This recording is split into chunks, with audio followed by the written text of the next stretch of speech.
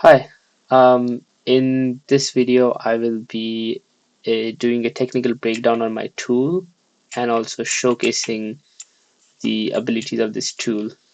Um, I don't really have a name for it, but I call it the Space Editor tool because overall you can create planets, you can create asteroid belts, asteroid fields, black holes. What else?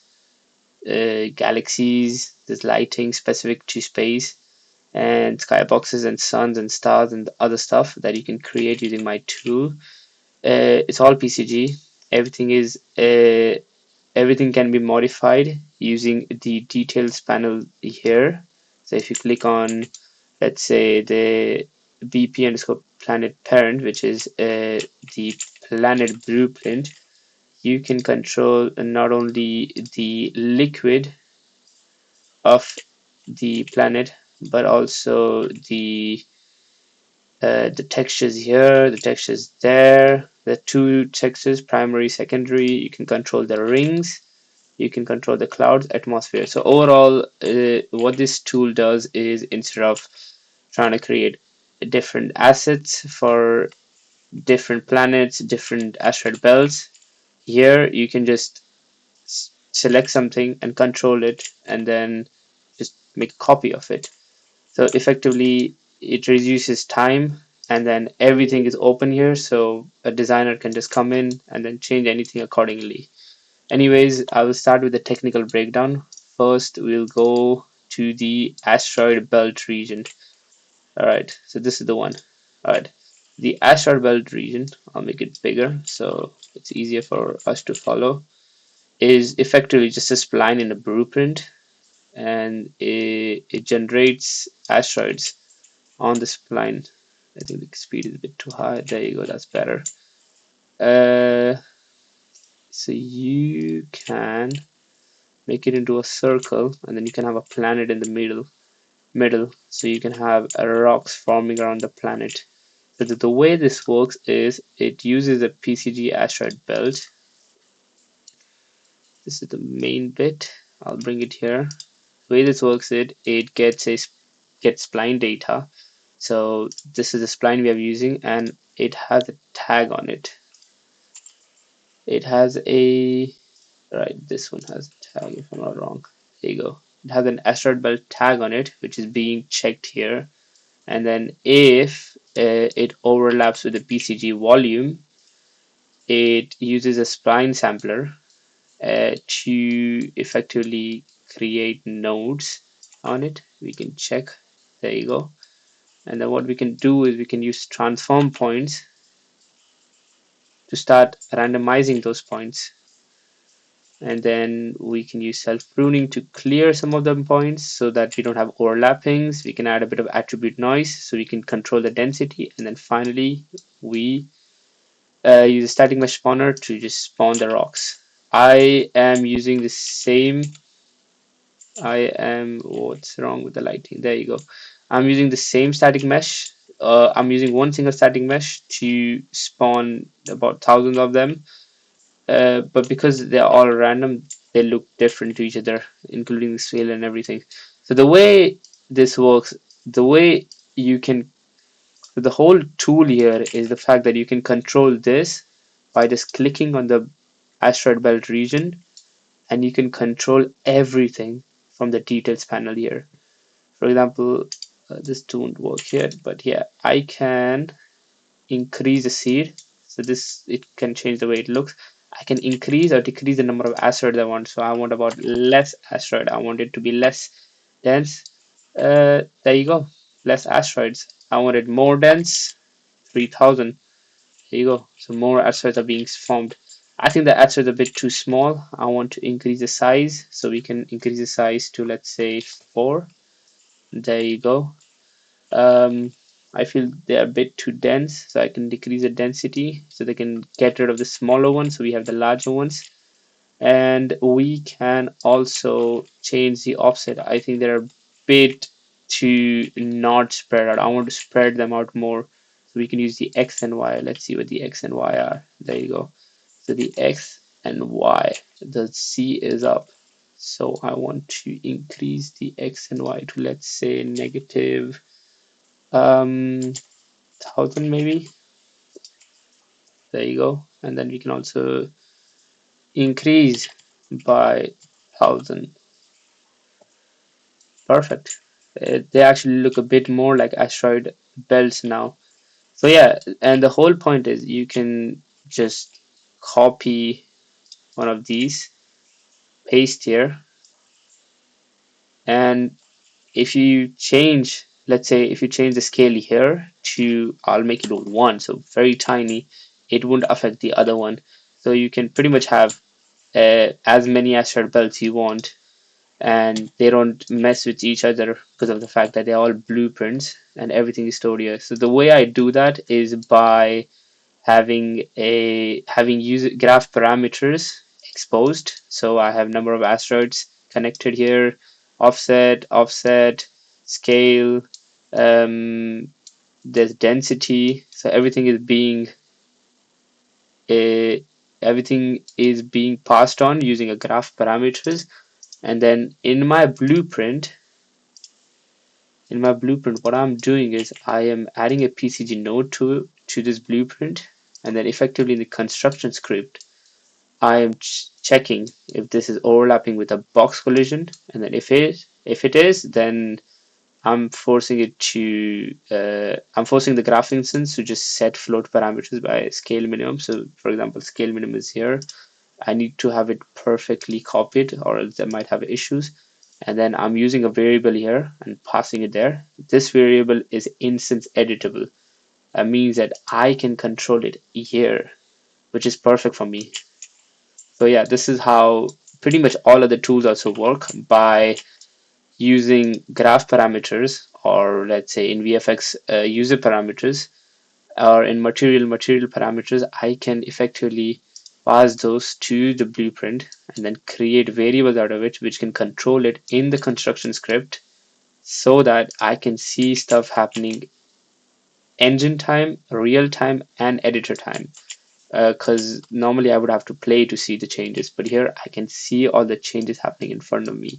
So this is pretty much, so this tool is very designer focused, designer friendly, or designer focused, or however you would like to say it.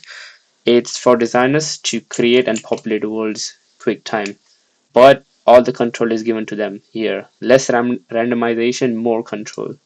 So this is the asteroid belt. This is a static mesh I use. I only use one static mesh, but because of the fact that everything has been randomized, they all look different. Uh, you can normally the scale helps adding more randomization, but I'll just keep the scale low for now. Fine. Next we have the black hole blueprint. Okay, so it's a bit tiny right now. I'm gonna delete this, and I am going to make a big one. So I'm going to increase the scale by a lot. So I'm going to call this here, and I'm going to increase the size to, let's say, about 500. It's going to be very big. This is actually very big. Okay, I'm going to take it there, all the way there. And then I'm going to decrease the whole size so you can see it properly. There you go. That's better. That's better looking. Maybe a bit more. Yeah.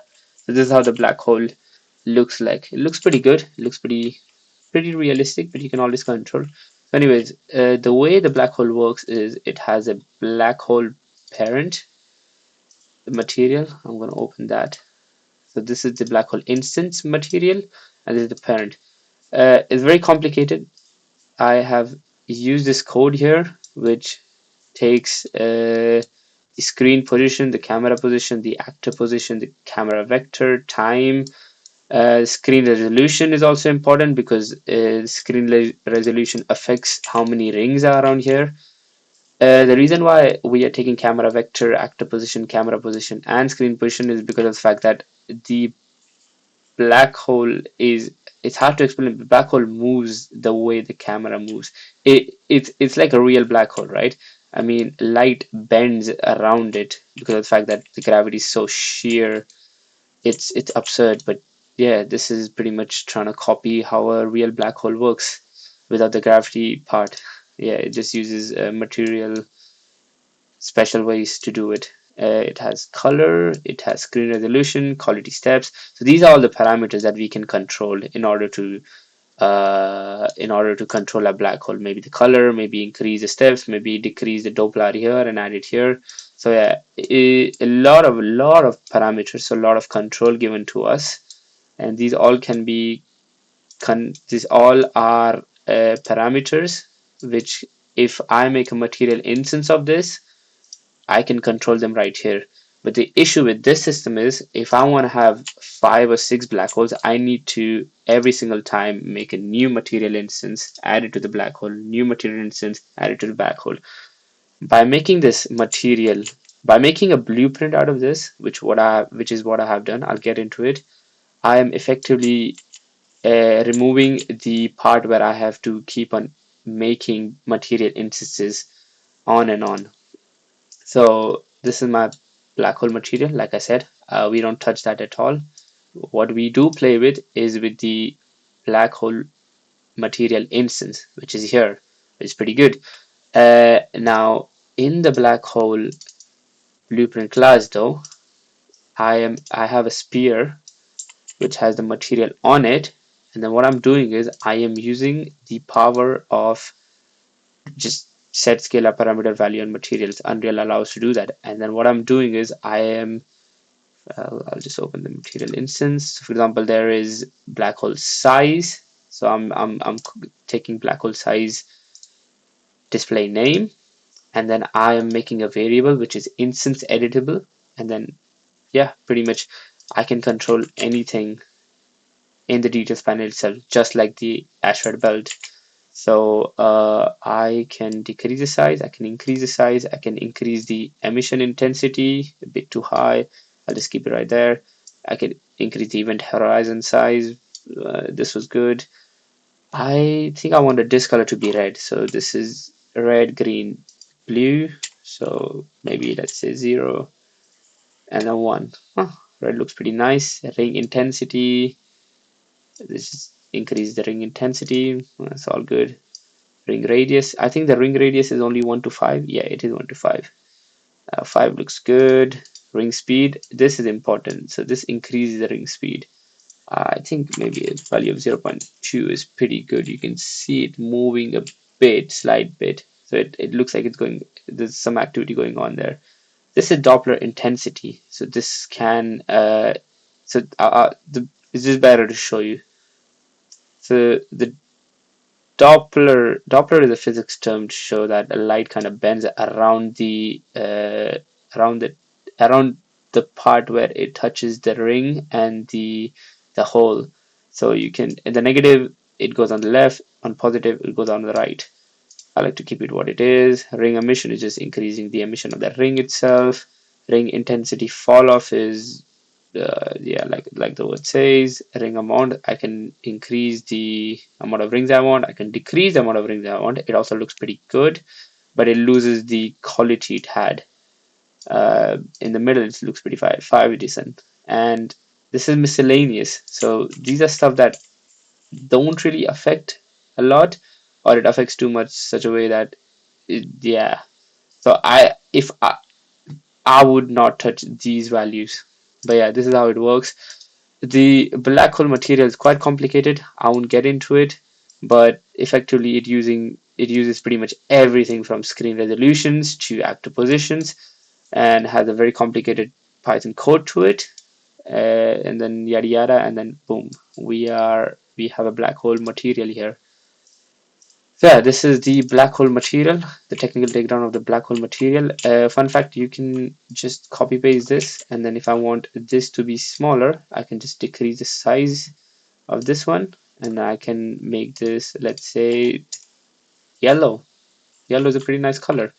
But yeah, the whole point is you can just keep on creating as much as you want. It's completely modular, and you can just keep on changing. All right, what do we have next? We have debris. Okay, so we'll go debris. Again, debris is pretty much just a copy, effectively a copy of asteroid fields. Uh, the same logic again. It has a PCG graph to it, and you can control everything here. So let's see. I want to increase the number of debris here. Let's bring it here. I want it to be. I want the box to be about 2,000, 2,000, 2. No, 2,000, 2,000. There you go. That looks better. Um, let's see. Voxel size. So voxel size is, if I increase the voxel size, that will decrease the amount of static mesh being spawned, because voxel size is pretty much points being generated inside the volume itself. So for example, I'll show you voxel size. I'll increase the voxel size. There you go, 600. Only few points generated. And yeah, the less, okay, that does not look good. I will keep it on a size of 300, maybe 400. That looks better. Density is just how clustered it should be. You increase it so it's very densely packed. You decrease it, oh, there's nothing there. There you go. 0.5 was looking good. The seed is just you trying to change how the way it looks, and then we can have we can change the offset min and max. So how further apart they should be. Okay, but yeah, you get the point. The scale minimum and maximum, so we can increase the scale. It looks about all right. There is self pruning, so they should not really mix with each other, but yeah. So the way this works is it's very simple. Again, it has a PCG graph to it. Which is the one? This is the one. Yep, this is the one. I've got multiple. Yep, I'll get out of this. You get out. All right. So simple. It takes get primitive data. So primitive data meaning the volume itself. There's voxel size parameters attached. So I've already added parameters here, which you can control in the blueprint. It uses a volume sampler, add attribute noise, so you can have a density filter. So how densely packed you want all your points to be. Simple transform point to add randomization in the offset and in the scale. I don't have a randomization in the rotation because it's 0 to 36. You can't really, the more random it is, the better. And the static mesh spawner here. So yeah, this is how it works. Um, very simple, very simple. And then you go in the blueprint class. Again, it follows the same thing that we have done in the asteroid build. It has a PCG box, a PCG node, which has the PCG debris added to it, and a construction script with the box extent being able to change in the details panel itself, and all other variables and parameters that are available to us to be able to change, because all these variables are instance editable. Yeah, again, nothing to explain here, very simple, uh, not a lot technical, anyone can make this.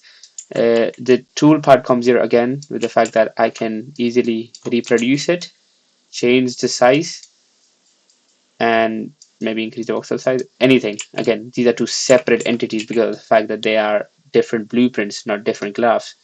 So yeah, this is where the tool factor comes in. You can scale it up, you can scale it down, and everything is controllable to here. You never have to touch the PCG graph ever, because of the fact that everything important is here. All right, next we have Galaxy. So I'll just show you. This is Gal speed a bit too high. All right, decrease the speed a bit. There you go. All right, this is how a Galaxy looks like. And again, this is the visual effects. So we can open the visual effects. I can show you how it works. Very simple. It spawns a lot of sprites in a torus. You can see this is a torus, and there's a vortex force. That's why it is accessing around a axis. Sorry, it's rotating around an axis, and then curl noise is being added. So it goes here, there, there, there, there, and there's a bit of drag to it. One, and yeah, very simple, very easy. There's a color node to it which we can control using the blueprint. So the way this one works is, if I go to the blueprint, um, I am adding a Niagara component to the blueprint itself. And then what you can do is you can set Niagara system asset using the Niagara component, which we have declared here. And then you can pretty much change the user parameters here. So you can define some user parameters here, and then you can add them here accordingly, and then you can change them in the blueprint, just like the material instance one, just like the one with PCG in them. This is Unreal's way of making everything into a tool, and there's about 10, 20 of them. 10, yeah, 10 of them, which you can change here. So I will show you. So for example, I want it to be green and red. What does that make it? Oh, green and green is weird. Green and purple is weird. Green and blue. Okay, how about we make it a bit red? Yellow? No? Alright, let's see green and green. Green and purple. There you go. That looks pretty nice. That looks really, really nice. Um, Again, you can change pretty much anything with it. You can increase the spawn rate, you can decrease the spawn rate. We'll increase the sprite size max. How about that? We'll make it, let's say 4. Yeah, and then we can make it 2. And then we can increase the torus length at a large radius. There you go, they spawn a bit further apart. And we can increase the vortex force to be, let's say, 150, and curl noise to be, let's say, 100. They should be a bit more faster. There you go. They look pretty nice. Yeah, no issues with that. You can also change the axis. So instead of this, you can have it 1. So this is a bit weird, but the way this works, it's rotating in the x-axis instead of the z-axis. Uh, but yeah, you can have galaxies such as these. Anything you want. This is easily scalable. You can just increase the scale of this to make it into large cinematic scenes.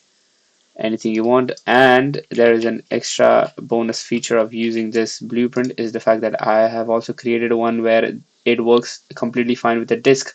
So you can just drag and drop this, and then this should create a new type of galaxy. That looks pretty nice. That also looks pretty nice. Again, very simple. You create stuff here. You add user parameters everywhere, and then you change everything in the blueprint. So I can just pretty much copy this. I can have 2 galaxies next to each other, and then I can change the color of this to, let's say, red, because I like the color red. There you go. Completely 2 completely separate galaxies, even though they have the same visual effect with VFX on them, Niagara system on them, but they are 2 different blueprints, so they work completely fine. All right, now we will be talking about I'll skip over lighting for now. I'll show you lighting in the level itself because it's better shown up there. I will be showing the planet. So this is the main one. This is the one that will take the longest amount of time. Okay, so the planet blueprint is actually divided into 4 separate subsystems. I think the light is too bright for now. Maybe 0.5. There you go. That's a bit better. That's way better. Okay, so we have the planet material itself. We have the atmospheric glow, and we have clouds on the planet itself, and rings as well. So you can pretty much get rid of the rings if you want, get rid of the cloud, get rid of the atmospheric glow, whatever you want. So pretty much you can do anything with this, and everything can be changed here in the details panel of the planet itself. All right. So the way the planet blueprint works is quite easy actually, but it is very, very long. So I'll just show you the materials that are being used here. First, we have the planet material itself. This planet material is not that complicated. It's just pretty long. So what we're doing is we are I'll start explaining from here. So there are two layers. So there's the primary layer and there's the secondary layer. So the green is the primary, and sorry, the green is the secondary layer, and the orangish rocky layer is this primary layer. What we are doing is we are using the primary layer. This blueprint works on world aligned texture. So the position of the planet matters. So if I were to move this, the material itself will also move. So you have to remember that the material is dependent on the planet's location in the world location. It's a bit weird, but it's the only solution I found. Anyways, they have scale, desaturation. There's a lot of parameters here, but overall, it uses a primary layer, a secondary layer, and noise. So using noise, they have randomization in them. And then the purple is the liquid layer. So the liquid layer is being generated here after you already break it, and then liquid layer is the primary of the primary. It's more important than both of them. So there's technically three layers, one, two, three, and then you can effectively change the way it looks, everything it looks. It's hard to explain, but again, it's very complicated. A lot of stuff is being done here. I did this a long time ago, but yeah, effectively there are three layers fighting for each other. Um, it will make more sense when we look at the planet material instance. So this is the fun part. This is about where everything can be changed. So we have noise bias. I'll keep it side by side so it's better to understand. So we have the noise bias. So how much priority should be given to the primary layer as compared to the secondary layer. We have the liquid bias. So how much important is the liquid as compared to other textures. And then we have the, yeah, that's pretty much it. And then you can change pretty much anything here, but I will be changing it using the blueprint, using the details panel. So for example, I don't like the color of the liquid. I want to make it more blue. So I'll go here and I'll make it, there you go. That looks pretty nice. I also don't like the grass. I just don't like it. So I'll go in the secondary, and then I'll go on planets, and I'll go on textures. Maybe I'll go for, let's say, rock. Am I using rock somewhere? I'll just check, double check, just in case. This is rock. Okay, we'll use sand. All right, perfect. And then I'll just add the texture here one by one. This is B, perfect. We don't want the height map, do we? We don't want the height map. Nice. We want the this is the height map, this is the normal map, and this is the ORM. I still don't know what ORM is, but yeah, there you go. That looks pretty nice. There you go. We just changed how our planet looks like in just one go, and then we can change the rock color. How about we make this yellow? There you go. Okay, and the important fact here is the desaturation is how close should the color be to the texture. So a value of 1, not at all. A value of 0, it mixes it. I think 0 looked better here. Metallic just increased the metallic of it. I don't think I like it. And on the rocky part of the planet, I think I want to make it, let's say, red. Yeah, there you go. Red looks perfect. Orangish red looks amazing on it. Maybe 1. Doesn't really change a lot. Metallic, does it change anything? It does give a decent texture, but it looks a bit burned. We don't really like it. But yeah, that's how you can change it. Uh, yeah. So the way this works is the material instance, right? The material instance, where is it? Yeah, there you go. The material instance is right here. So we are using something called a dynamic material instance. This is Unreal Engine's way of controlling the material instance in the blueprint itself by creating a dynamic material instance. So we are using this, we are setting it, and then we can pretty much pass anything from scalar values to vector values to textures in it. So I can pretty much pass textures and colors directly to the material instance using the blueprint. And that's what I've been using for the next for everything else. So yeah, this is how you can make a planet. Now we can go check the atmosphere itself. So the atmosphere, sorry, is right here. We'll open the main thing. Okay, so it's actually pretty easy. We're just using a Fresnel. We're using two Fresnels, one for inner extent. There's an inner extent here and one for outer extent, which is powering them up. Different colors. We are lerping them, and we are having a master opacity. So there's a lerp going on. So because there's a fall off going on here. And then finally, it's just a normal defaulted translucent material. Nothing too crazy. But yeah, we'll try to change it using the blueprint itself. So we'll come to atmosphere. Uh, Maybe increase it. Let's see what happens. Okay, so the blend is pretty much okay, right? I remember what the blend is. The blend is the two colors here. So I don't know, for some reason this one didn't show. Oh, right, because it does not use a dynamic material instance. It just uses normal instances. Okay, so we can have, let's say we want to make this planet like Mars, so like a red. So we can have the inner layer to be, oh, the purple look pretty nice. Red, yeah, there you go. This is the atmosphere color one, and then you can have the outer to be more oranges, so 0.5 should help. Yeah, there you go. That looks pretty good. So yeah, this fits the aesthetic of it. Um, we can change the outer fall off, how much fall off we want. That looked pretty nice. We can change the outer extent.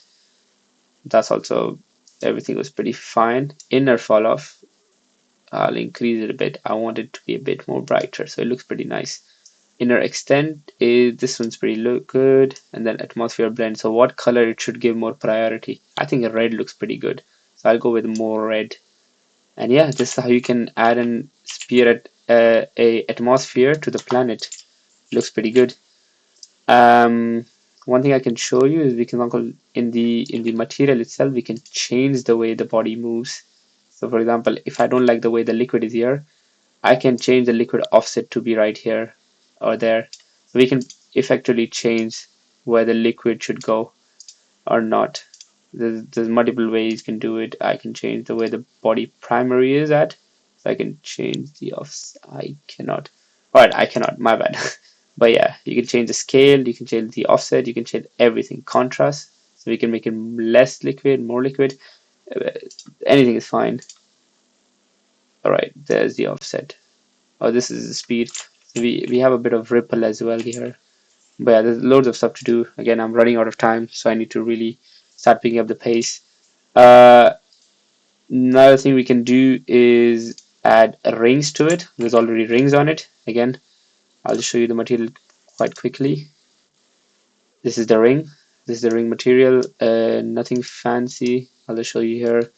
Again, it uses a radial gradient exponential. Just add a bit of noise to it, and then color, and then boom, we have this. It's pretty easy. A lot of stuff here to change. I'll try to increase the frequency of rings. So this is the how thick the rings are. How much should the rings glow? Maybe 0.5. I like the glow here. Inner ring density 3, maybe 1. Oh, doesn't really change a lot. Okay, that does change a lot. All right.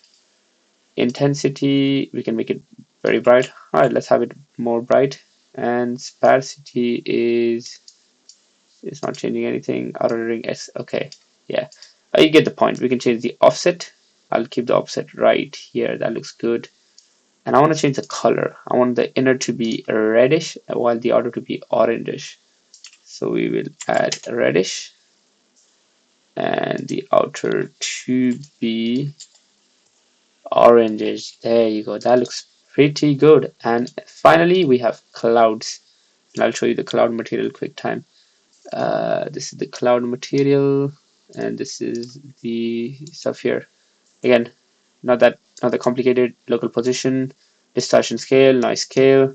We're just adding a speed to it. Animations here using breakout flow 3 component. Again, I'm speaking quick because again, not a lot of time left. Using a Fresnel so that we have a transparency layer on it, color edge, color main, and then boom, finally we have this. Again, so I want the clouds are looking pretty nice, but I want the clouds to be smaller because yeah, that looks better because this planet is more like Mars, so less atmosphere, less clouds. We can also change the cloud color. We can change the speed of the clouds. There you go. That increases speed, and we can change the color edge. We can change everything. So yeah, this the planet the blueprint planet is the one that I spend most time on because of the fact that there's so much stuff you can do and so much stuff you can replicate. I mean, the fact that I can just copy paste this here and just change the color to, let's say, uh, green, just they look completely different. But yeah, there's infinite possibilities with that. The planet one is the one that I spend most amount of time on. Anyways, we are on with the skybox. All right. First thing with the skybox, I'll just set it in the middle because I don't want it to have issues. Okay, just engulf the planet. There you go. Alright, and then second thing we'll do is increase the size to be big as hell. There you go. And yeah, we have a skybox. It looks pretty nice. Skybox is simple. It uses a skybox material, not that complicated. Just rotate about axis, absolute world position, so that it's always around us. And it uses a sky atmosphere light disk luminance, so that skylight can pass through it. This is quite important. I forgot to add this, and then in my testing, I found this out. But yeah, uh, so the main things you can change here is the rotation of it. So you can make it go about, go around. You can make it red, you can make it purple, you can make it green. I like the color purple and pink because it looks pretty nice. The skybox looks pretty nice with this. And yeah, if you have an extra texture, you can just always add it. I currently don't, but you can always add it here. And then you can have pretty much any number of skyboxes. So yeah, this is how the skybox work very, very simply. I'll show you the blueprint. Again, it just has a sphere on it with a dynamic material instance on it. There you go. This is the one. And then it's just passing the material instances parameters so that you can control it because of the fact that all the variables are instant editable. Finally, there's the sun. I mean, do I have it here? I do have it here. It's very tiny, but I'll just show you very quickly. There you go. That's the sun. I'll increase the size to be accurate, lower accurate, so about 100. There you go. That's our sun. And again, very simple. This is the material. Nothing fancy. Just a panner. That pan. This is not the sun material. Material instance. Uh, there you go. This is the sun material. A panner to make it go about, and then solar flares are being generated here. So yeah, very simple. Again, the sun blueprint is just like every other blueprint. Uses a dynamic material instance so that you can modify every single variable here. But yeah, that's about it. So I'll change some stuff here. I'll add more emissive to it so it's more brighter. I'll make it red, not red. I'll make it blue. I want to make it a gas giant, and I'll decrease the burn spots so it's more clear, and I'll increase the edge emission so it's more brighter. There you go. The more brighter the edge emission, the better it looks. The better the solar flare looks. And edge size will increase the edge size a bit. There you go. That looks better. But yeah, this is how this is the showcase of pretty. Oh wow, there's some nice effects here. And this is the sun. It should be much more bigger, so it looks more menacing and more interesting. But yeah, this is pretty much all the blueprints I have. I have a lot of stuff to look over, a lot of complicated stuff that I have not even gone over. But yeah, this is how it works. And I'll show you 3 levels quickly. This is the showcase level. We already showed you that. I'll show you the black hole level. So this is how a black hole should look like. I'll increase the speed so it looks a bit more realistic. But yeah, you can create cinematic shots here. So Interstellar, you can pretty much copy and paste Interstellar here. Yeah. And finally, I'll show you a cinematic shot. This is where the lightning comes in. So I've made a lightning cinematic.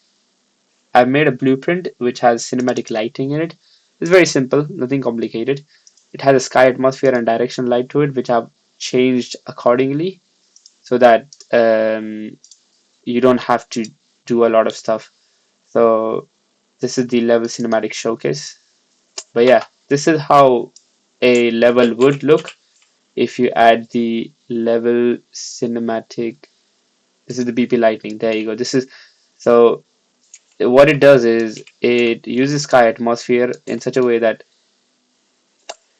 in simple words it looks pretty nice. In simple word, it looks pretty nice, and then it also uses a, if I'm not wrong, it uses a post process volume with convolution on. If I turn this off, yeah, it'll look like that. But with post process, it looks pretty good. And then you can create shots like these. This looks amazing. The skybox looks amazing. The planet looks amazing. You need to scale up the planet so that the asteroid looks a bit thingy. But the fact that the asteroids also affect shadows and put soft shadows on the ring and the planet itself, it looks pretty good. So if I were to play right now, you can have a cinematic shot like this. There you go. Um, yeah, this is how you can use my tool to create cinematic shots. You can have multiple planets around the sun. You can create solar systems. You can create anything you want. Again, it's an open world tool. Uh, yeah, best of luck, and I hope this tool is worthy of your time and your efforts. Thank you, and yep.